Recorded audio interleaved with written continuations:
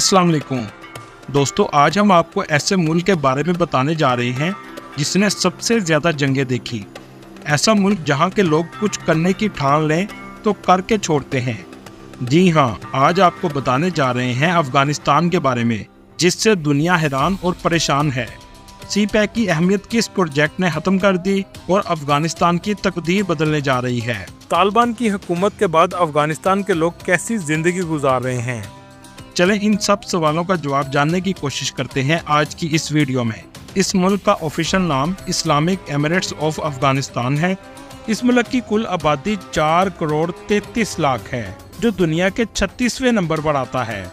रकबे की अगर बात करें तो इसका कुल रकबा 6,52,000 मुरब्बा किलोमीटर है, जो दुनिया के 41वें नंबर पर आता है।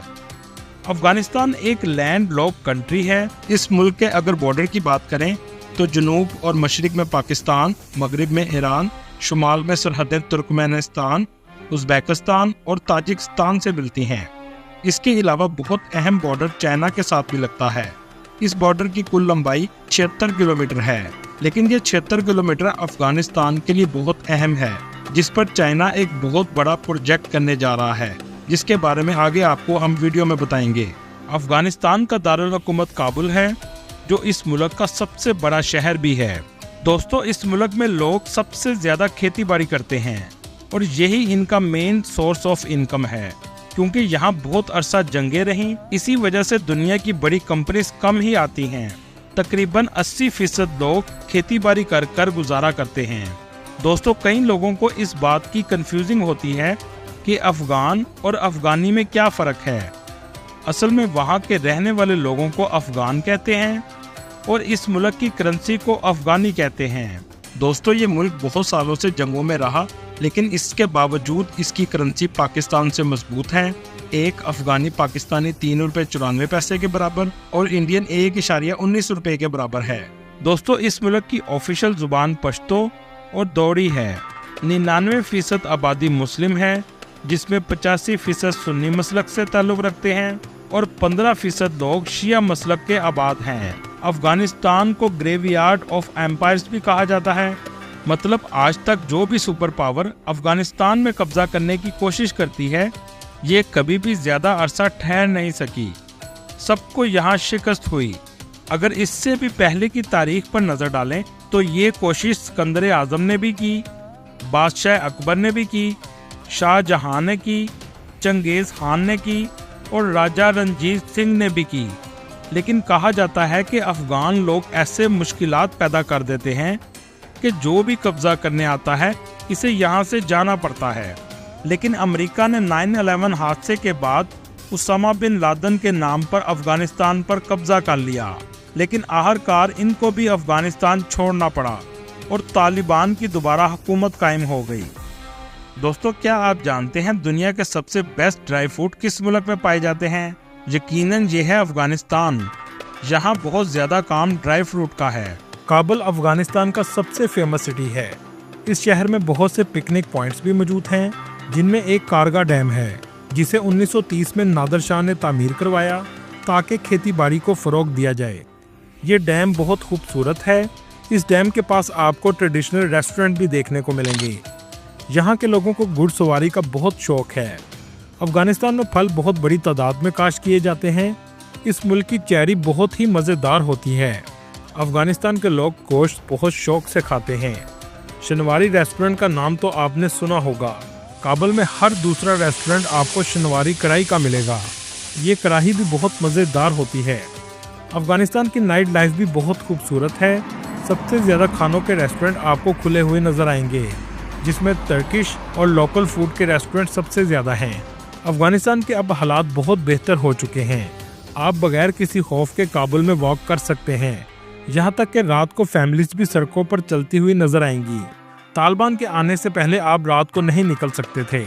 काबुल में रातें हमेशा ठंडी रहती हैं और सर्दियों में तो बर्फबारी भी होती है। इस कंट्री ने अमन हासिल करने के लिए बहुत बड़ी कीमत अदा की है। इस कंट्री में आप औरतों की वीडियो नहीं बना सकते। तालिबान ने 6ठी क्लास तक लड़कियों को तालीम की इजाज़त दी है। इसके बाद वो तालीम हासिल नहीं कर सकती, जिसका एतराज़ पूरी दुनिया में उठाया जाता है। इसी तरह आपको पार्कों में भी सिर्फ मर्द नजर आएंगे।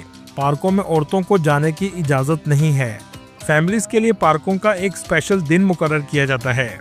यहाँ के लोग नमाज की पाबंदी बहुत ज़्यादा करते हैं। कुछ भी काम कर रहे हों, नमाज के वक्त नमाज ज़रूर अदा करते हैं। यहाँ के लोग बहुत मेहमान नवाज होते हैं। सिनेमा और म्यूज़िक की अब इस कंट्री में मुकम्मल तौर पर पाबंदी है। अफगानिस्तान की जीडीपी 2023 के मुताबिक $17 बिलियन है और यहाँ के लोगों की सालाना आमदनी $411 है। काबुल में एक कब्र मौजूद है जिस जगह को गार्डन ऑफ बाबर कहते हैं, जो मुगल सल्तनत के सबसे पहले लीडर थे। दोस्तों, आपने अफगानिस्तान का झंडा तो देखा होगा जो 3 रंगों पर मुश्तमिल है, लेकिन तालिबान ने इस झंडे को खत्म कर दिया है। अब सिर्फ सफ़ेद झंडा है जिस पर कलमा लिखा हुआ है। इस कंट्री में बहुत खूबसूरती भी मौजूद है, जैसा कि आप स्क्रीन पर देख रहे हैं।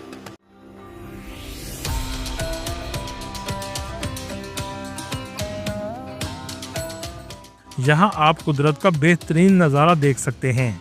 इन पथरीले पहाड़ों के दरमियान नीले रंग की झील मौजूद है जो बहुत खूबसूरत है। इस इलाके का नाम बंदे आमर नेशनल पार्क है। दोस्तों, अफगानिस्तान में एक बमियान का एक इलाका मौजूद है जिसकी तारीखी अहमियत बहुत ज़्यादा है। इस इलाके का नज़ारा बहुत ही अलग किस्म का है। जैसा कि आपने तुर्की में कैपाडोकिया का इलाका देखा होगा, ये इलाका उससे बहुत मिलता जुलता है। इस जगह एक ज़माने में लोग गारों में घर बनाकर रहते थे। इन पथरीले और मिट्टी वाले इलाकों में ऐसा पानी आपको देखने को मिलेगा जो बिल्कुल क्रिस्टल क्लियर है। लोग इन गारों के अंदर जिंदगी गुजारते थे। ये इलाका एक कुदरत का शाहकार है। इस जगह बहुत से बुद्धा के स्टैचू भी बने हुए थे जो तालिबान की हुकूमत ने ख़त्म कर दिए। इस इलाके को यूनेस्को वर्ल्ड हेरिटेज में भी शामिल किया गया है। ये इलाका 6वीं सदी से 12वीं सदी तक आबाद रहा। जब इस इलाके में इस्लाम आया तो ये इस्लामिक सेंटर बन गया। 1221 में जब चंगेज़ खान यहाँ से गुजरा तो इसके पोते को एक तीर लगा जिससे इसकी मौत वाक़या हो गई। चंगेज़ खान को इतना गुस्सा आया कि इसने इस शहर के हर शख्स को बेदर्दी से कत्ल कर दिया। अफगानिस्तान का कैपिटल काबुल है, जबकि यहाँ के सिर्फ 24% लोग ही शहरों में रहते हैं और 76% लोग गाँव में आबाद हैं। इस मुल्क में बहुत सी हिस्टोरिकल साइट्स भी मौजूद हैं, जिनमें Buddha temple, Babur garden, Shah Do Shamshira mosque, Kabul, Jalalabad, Mazar Sharif. दोस्तों, क्या आप जानते हैं अफ़गानिस्तान में मौजूद लोगों का मानना है कि हज़रत अली रज़ी अल्लाह तआला अन्हो की कब्र मुबारक अफ़गानिस्तान के शहर मज़ार शरीफ में मौजूद है। इस मस्जिद को ब्लू मॉस्क भी कहा जाता है, लेकिन अल्लाह बेहतर जानता है कि असल कब्र किस जगह पर मौजूद है। दोस्तों, यहाँ आपको मैं बताता चलूँ ऐसा कौन सा प्रोजेक्ट है जो अफ़गानिस्तान की तकदीर बदलने जा रहा है। अफ़गानिस्तान आज दुनिया की सबसे बड़ी आर्टिफिशियल नहर बना रहा है जो अफ़गानिस्तान की तकदीर बदल देगी। ये नहर 500 फीट चौड़ी और 285 किलोमीटर लंबी है। इस किनाल का नाम कोश टैपा किनाल है। हैरानगी की बात यह है कि इस नहर को बनाने के लिए अफ़गानिस्तान ने ना तो कोई इंजीनियर हायर किए, ना कोई बाहर से एड ली और ना ही कोई मशीनरी ली। लेकिन अफ़गानिस्तान को इतनी लंबी नहर बनाने की ज़रूरत क्या पड़ी? अफ़गानिस्तान में 4 बड़े दरिया हैं जिनसे इन्हें पानी मिलता है, लेकिन ये मुल्क की ज़रूरत को पूरा नहीं करते। ये नहर अफ़गानिस्तान के ओक्सिस रिवर से बनाई जा रही है। ये दरिया पाकिस्तान के नॉर्दर्न एरिया से निकलता है, अफ़गानिस्तान से होता हुआ तुर्कमेनिस्तान जाता है और उसके बाद एरियल सी में जाके गिरता है। इस नहर से 55 लाख एकड़ रेगिस्तान को लश ग्रीन खेतों में बदल दिया जाएगा। पानी आने के बाद अनाज में बहुत ज़्यादा इजाफा होगा और 50% से भी ज़्यादा गंदम अफ़गानिस्तान 2028 तक दूसरे मुल्कों को बेच रहा होगा। ये प्रोजेक्ट मार्च 2022 से शुरू हुआ और 2028 में मुकम्मल होने की तारीख रखी गई, लेकिन इतनी तेज़ी से काम हो रहा है कि 2025 तक इसको मुकम्मल कर लिया जाएगा। दुनिया ये देखकर हैरान रह गई कि इतनी महारत से और इतनी तेज़ी से कैसे काम किया जा रहा है। आने वाले वक्त में ये प्रोजेक्ट अफ़गानिस्तान की किस्मत बदल सकता है। पाकिस्तान में सी पैक बहुत अहमियत रखता है, लेकिन ये प्रोजेक्ट भी सियासत का शिकार हो चुका है, जिसके बाद चाइना ने अपने यूरोप तक की मंडियों पर रसाई के लिए इसके बैकअप प्लान पर काम शुरू कर दिया, जिसे वुहान कॉरिडोर कहा जाता है। चाइना अफ़गानिस्तान कॉरिडोर में सड़कों का जाल बिछाया जा रहा है जिसमें अफगानिस्तान से होता हुआ ईरान और इसके बाद यूरोप में आसानी से दाखिल हो सकता है। ये प्रोजेक्ट अफगानिस्तान की तकदीर बदल देगा।